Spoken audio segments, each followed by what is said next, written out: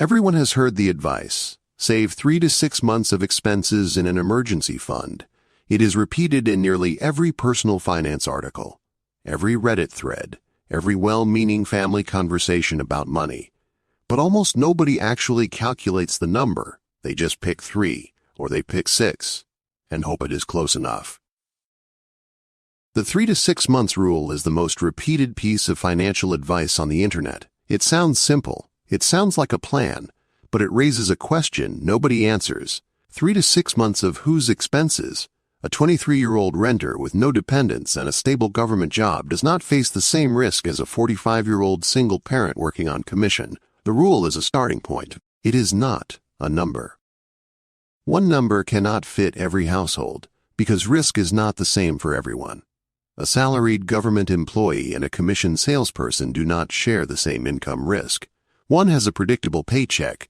The other's income can swing wildly month to month. A single renter and a family of 5 with a mortgage do not share the same fixed costs either. The size of your cushion needs to match the size of your actual exposure, not a number you read online. There are 3 factors that actually determine your personal number. Factor 1 is job stability. If you are salaried and in a role that is in demand, you can lean toward the lower end, around 3 months.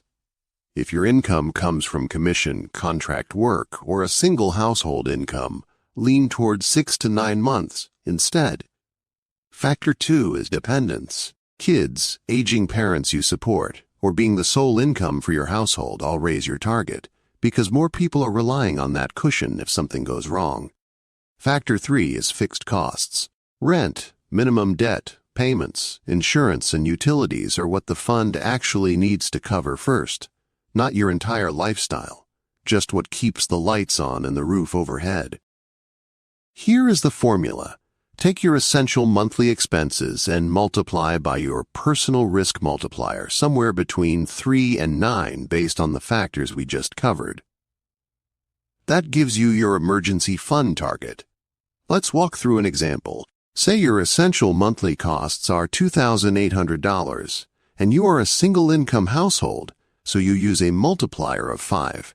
2,800 times 5 equals $14,000. That is your real number, not a generic guess, a calculated target based on your actual life. Once you know your number, where should it live? Not in a checking account. A high-yield savings account currently pays somewhere around 4 to 5% APY, is FDIC insured, and lets you withdraw anytime you need it. That is usually the best home for this money. A money market fund offers a similar yield with slightly less liquidity, which also works well. What you want to avoid is leaving it in a regular checking account earning close to 0%, because inflation is quietly eating away at its value every single month. It sits there doing nothing. Building this fund does not have to hurt. Start with a smaller goal of $1,000 first. That alone covers most minor emergencies and builds momentum.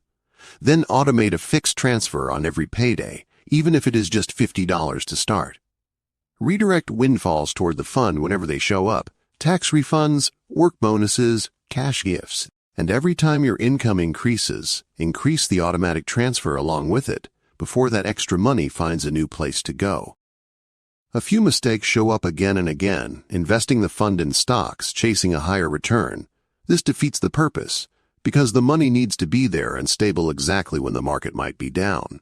Keeping it in the same account you spend from, where it blends in with everyday money and quietly gets spent. Never revisiting the number after a raise, a move, or a new dependent. Your number should change as your life changes, and waiting for the perfect amount before starting at all.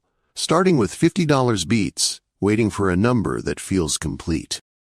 Let's wrap up. Skip the generic 3 to 6 month rule and calculate from your actual essential expenses.